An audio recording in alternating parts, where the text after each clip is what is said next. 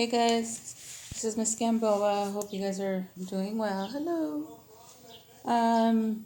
This is your homework for this week, which is due on April 20th, the Racoon Story, Chapter 1. It's this one right here.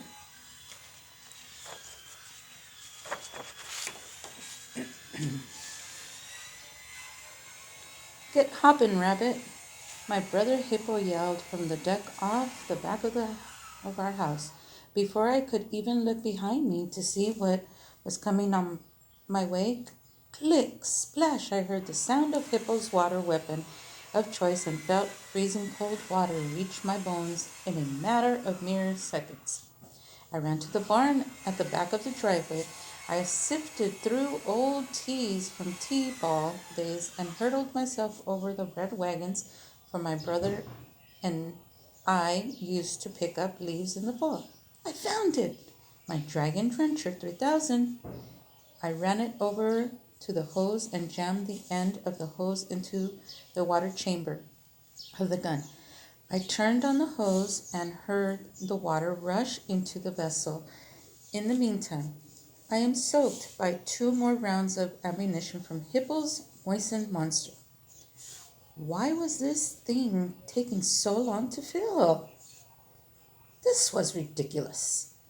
The Dragon Drencher 3000 was supposed to be state of the art. That was the Drencher 3000. It was supposed to be state of the art. That was what the commercial had said. Why would it fail me now? Finally, the chamber was filled. I started to put it back in its port on the gun. Holy cow! The chamber was heavy when it was full. In order to hook the chamber back up to the gun, you had to put the top back into the hole and twist it around like you were screwing a bottle into its cap. But it was so heavy, why couldn't it just snap? Finally, after spilling half the water from the vessel all over my already soaked pants, I was ready. I heaved my weapon onto my shoulder and took off as fast as my soggy sneakers would carry me. Splush, splush, splush, I went running around the outside of the house. I ran all the way around the outside of the house without stopping.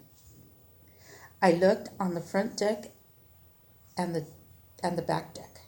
No Hippo. I looked under the house in all the places that weren't too gross for Hippo to crawl under. No Hippo. I looked in the barn and in the neighbor's backyard. No Hippo. I stood in the middle of the backyard panting. My shoulders slumped from the weight on my subpar hydro assault weapon. There was no sign of Hippo anywhere outside. All of a sudden, I saw movement. It wasn't from outside. It was from inside the house. I could sense it through the sliding glass doors at the back of the house. I walked toward the back of the house. I peered through the sliding glass doors. There, on the couch, with his feet up on a stack of pillows and head propped up on our dog, Olive. Remote in hand was my brother, Hinton Polar Abbott.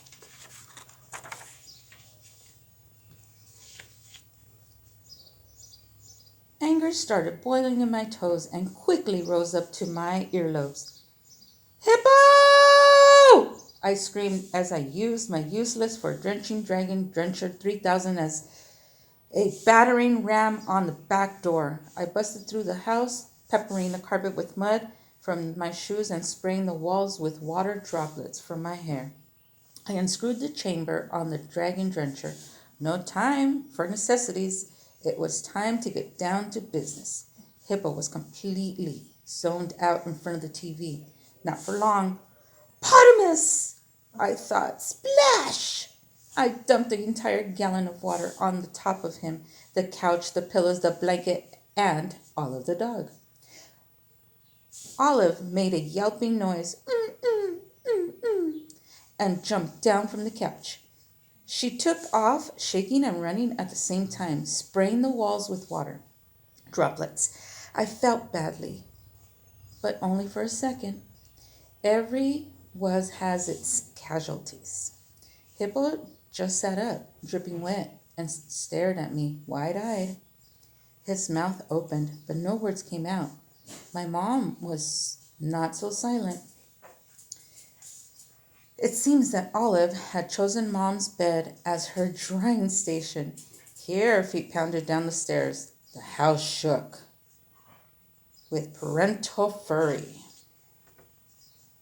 Who is doing what that they shouldn't be? Her eyes landed on dripping Hippo. Peter Samuel Abbott, what could you possibly be thinking?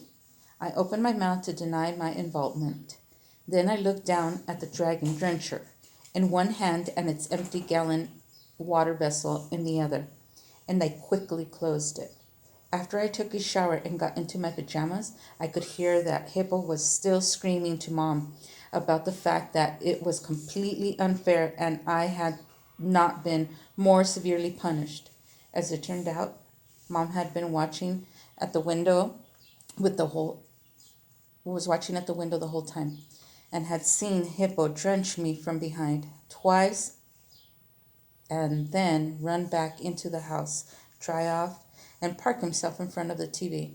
Believe me, Mom was in no way impressed with the fact that I had completely saturated the furniture, the carpet, the dog, and Hippo in my state of anger, although Dad had laughed. I spent most of the night with several towels trying to speed up the drying process on the floor and couch. But luckily for me, she knew that Hippo could be a serious instigator. He could also be a relentless nag. Turn the page.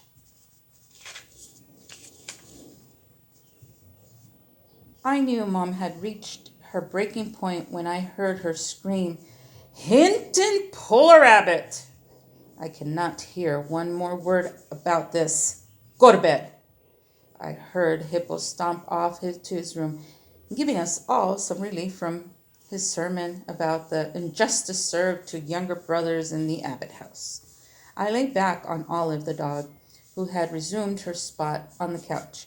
The second it was just slightly dry, as TV commercials began to take over my brain, I thought about the fact that the Dragon Drencher 3000 had completely failed me. Even though Hippo's water weapon was smaller, it actually worked. I had depended on my Dragon Drencher 3000, and it had done nothing but cause me to dump a gallon of water over the Hippo and the furniture. My negativity toward the Dragon Drencher 3000 was momentarily interrupted. There, on the screen, was a new water weapon. It was the grandmaster of all water weapons. It was the Dragon Drencher 5000. Not only was it the Dragon Drencher 5000, but it was the answer to my prayers. Okay, guys. We will see you soon for chapter 2. Have a good day. Goodbye.